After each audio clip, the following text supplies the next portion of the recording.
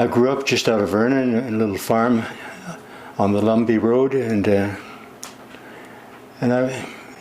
even as a child, I anticipated being a priest. I don't know where it came from, but I've always had that in mind. So I ended up in the seminary when I was 14 and 26 when I was ordained in 1957, before you were born. And I spent 8 years in Kamloops after I was ordained. And that was a real blessing for me to be in Kamloops, because on my day off I got involved with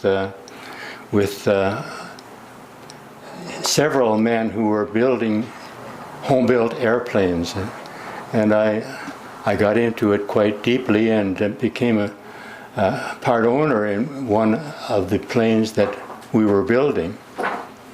And so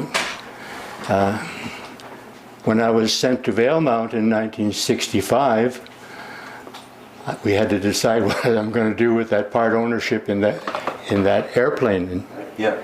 So I ended up with a plane all my own as a result of that, another little plane that was built earlier. And that was very providential in coming to Valemount, to have that little plane, because the highway wasn't in at that time. And the crews on the CNR were numerous. Every 5 miles they had section houses, and there's a whole group of section houses at Red Pass with a store and a school and a hall, and so that was. I'd get there. I'd jump on the train here after Mass on Sunday. I'd go to Red Pass and stay overnight there and say Mass there, and then catch the train and go back to Blue River. At that time, Blue River was the center of my mission, because I was covering from Clearwater to Valemount and Red Pass, and so my main residence was in Blue River, because I stopped coming and going there. See, and in Red Pass, for example, where would the service take place? We had it in the school, and the same when we came here to Valemount. We had no building. We first said Mass, gathered in the hall, which was just across the tracks, next to Mortenson's store, which was just beyond the track. And then after maybe 6 months, we moved over here on this side of the tracks to the little old schoolhouse that used to be here. And it wasn't being used, so we moved in and made it our permanent gathering place back in '65. Those that were working on the CN were ethnic Portuguese and Italian at that time. Pardon me. The local people, well, I remember especially the RCMP, the wife of the RCMP was the biggest push to get a priest to come into this area. Before I came here, there was a priest that would visit maybe 2 or 3 times a year. At that time when I first came, there were mills, I think 14 mills in the area, and like Howard's was one of the only surviving mills, plus a large mill when I came, so it was quite a different scene than today. There was no tourism. Yeah. What were your living quarters like in Blue River? Blue River, they gave me a free hotel room on the 3rd floor, a little 10 by 12 room, and free food in the hotel when I came.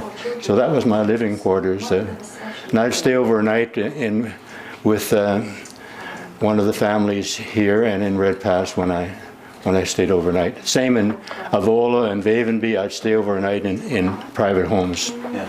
And who did you tend to stay with here? Was it the same family you always stayed with, or was it different? Yes, it was the same family, Larsons. they used to own the garage here in town, and Tony Larson was a Catholic and very, very generous. Their children were the heart of the catechism classes that we had. Yeah. It was difficult in the sense that I didn't live in the community. I just come in and deal with the issues as a visitor, so to speak. Until the mid-70s, Valemount became a residence. As I was here, as I mentioned, we didn't have a place to gather. So the first concern was to get a place of our own. And we had a lot over on 6th Avenue, which could be a building lot, but it was only 65-foot lot, so we had another lot donated to us on 3rd Avenue, so that was a 100-foot lot, so we decided to build. By 67, we had a roof over our head. In which location? 1378 3rd Avenue.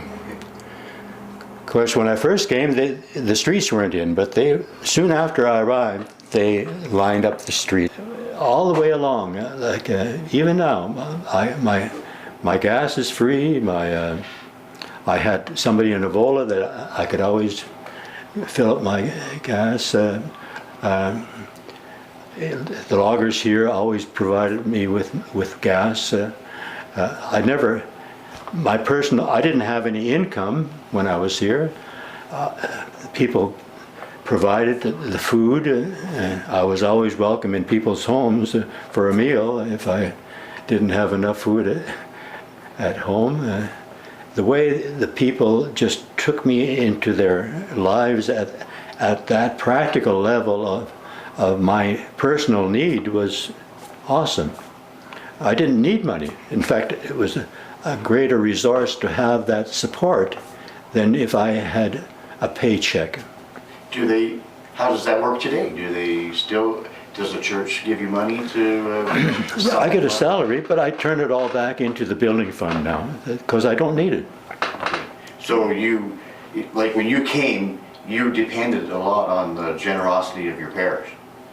Of the people, yeah. Yeah. So today you actually are getting a wage and are being. And I don't need it because people still bring food, and I don't have to go shopping. And what do I need the money for? I don't have to worry about gas. So I turn all my income back into the building fund. So you're still in earnest of looking for a bigger design of a Catholic church. Yeah, I got the design in my head, and Good for you.